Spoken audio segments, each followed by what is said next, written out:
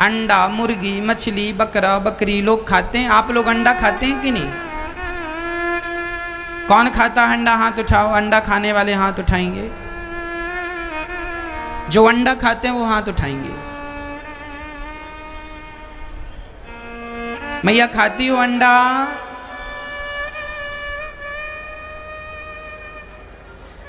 अंडा क्यों नहीं खाना चाहिए, इस पर हम बात करेंगे। देखो, अंडा मुर्गी का बच्चा है। यदि अंडे को आप ना फोड़ें, ना खाएं, तो बताओ अंडे से क्या निकलता है? मुर्गी का बच्चा निकलता है कि नहीं? हाँ या ना? यदि उसे ना छेड़ा जाए तो स्वाभाविक है कि मुर्गी का बच्चा ही है वो। 10, 15, 20 दिन बाद उससे एक बच्चा मुर्गी का निकल आएगा।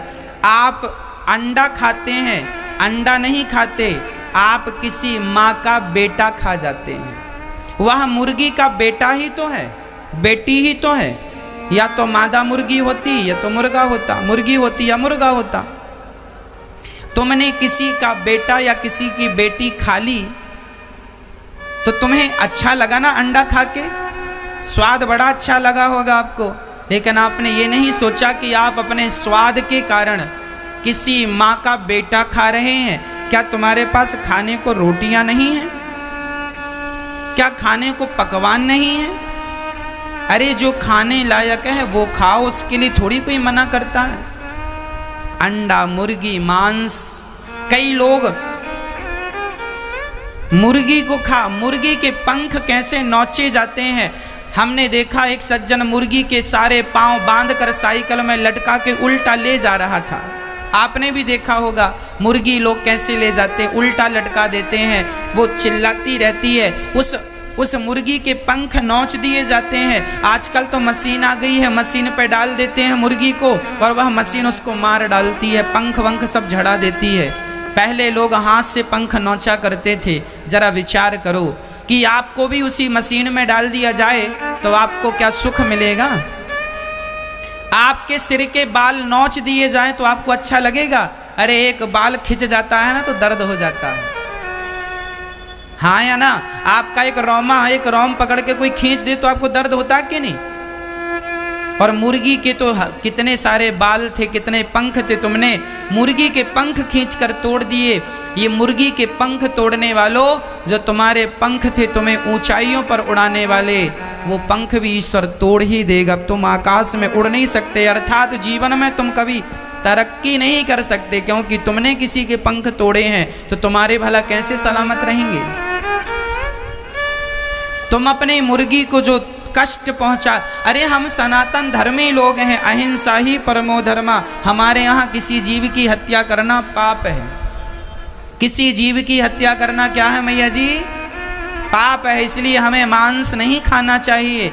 हम दाल खावें, सब्जी खावें, हलवा खाएं, पूड़ी खाएं, पकौड़ी खाएं, खीर खाएं, तस्मई खाएं, क्या मांस खाते हो? मुर्गी पर कितना अत्याचार करते हैं लोग, जीव की हत्या कर देते हैं लोग अपने स्वाद के लिए। ये हमारे को शोभा नहीं देता।